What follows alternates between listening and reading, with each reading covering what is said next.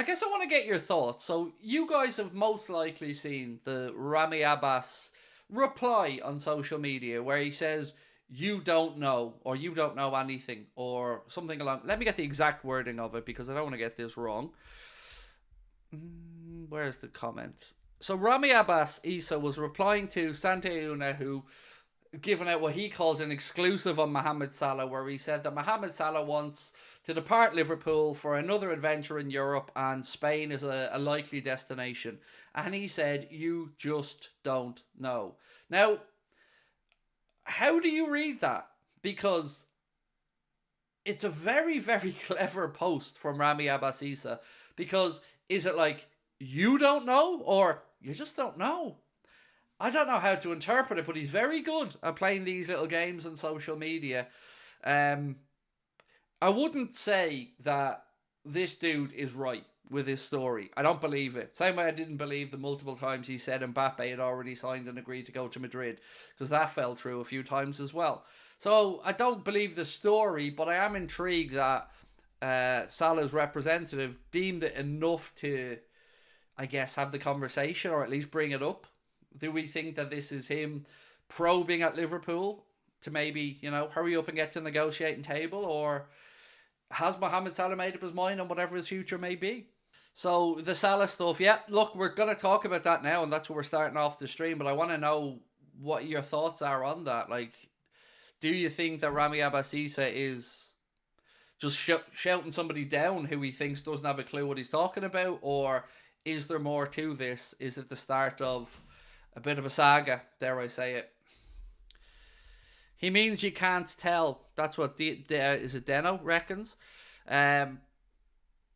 It's a tough one to gauge, because if English was his first language, I'd probably feel like he means you just don't know what's happening. You never know, basically, is how I'd interpret it. But I'm unsure if he meant you don't know, as in shouting down the person or shutting down the person. So, yeah. And the big thing for me as well is the Salah situation. And I keep talking about this because it's not going to go away. And I say this to you guys every time there's an international break or an international tournament and players head off. The stories start to come out. Their agents start to get a bit braver and a bit bolder.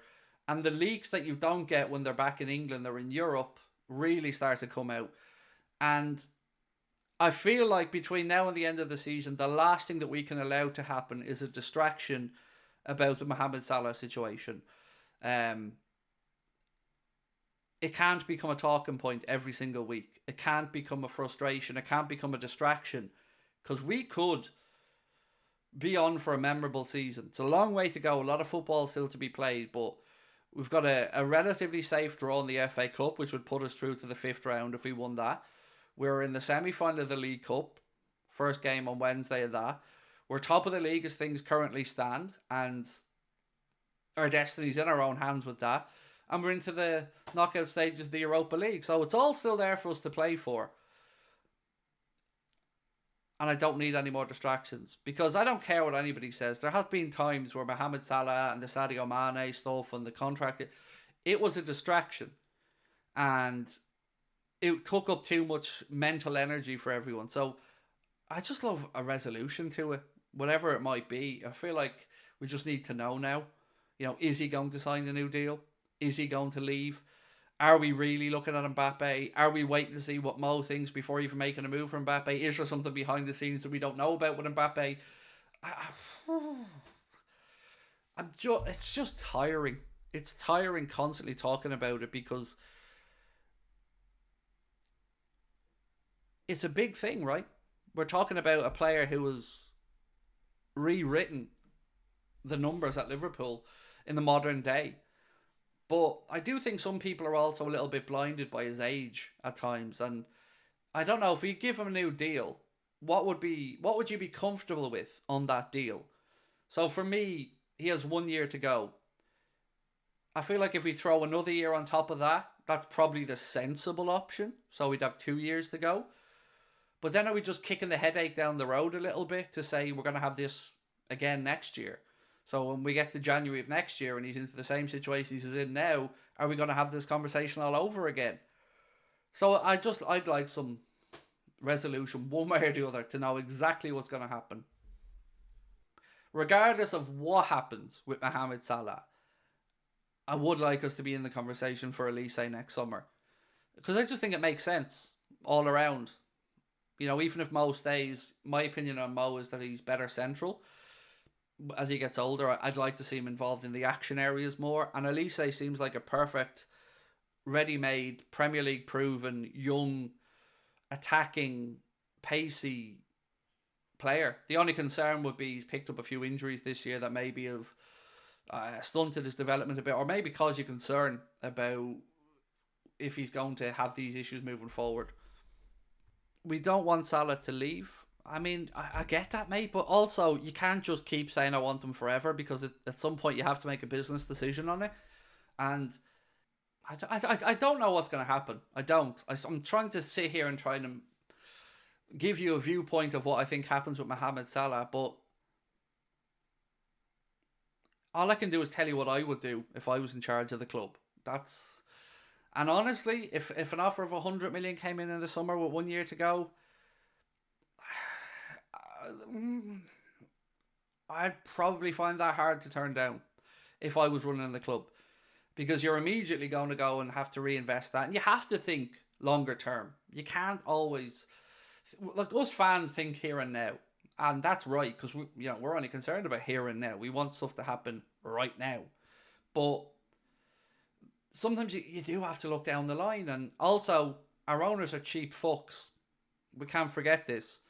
So it's not like we're a Manchester United where we can go, yeah, we'll keep Mo and we'll go out and drop 150 million. We know John W. Henry's not wired that way. So the idea of giving 100 million to Jurgen Klopp,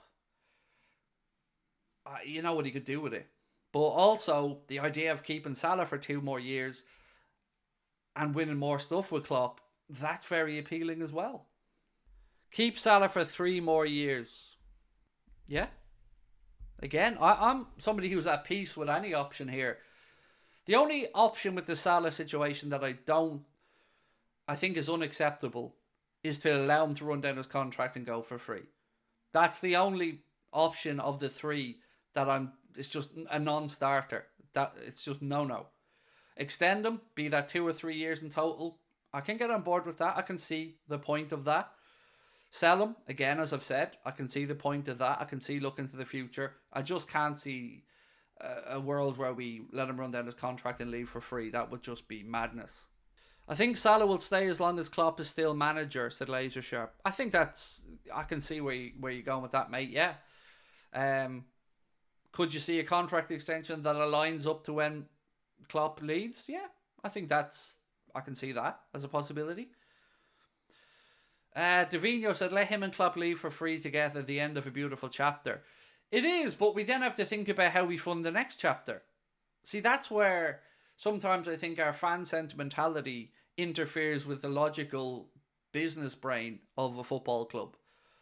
So the idea of letting your manager go for free, well, that's fine. You know, manager serves his contract, if he goes, that's fine. But the idea of losing the final part of that front 3 of Firmino, Mane and Salah for nothing, and having had those 3 at the club and only brought in 30 million quid for them in total, that just feels like bad business, to be honest with you.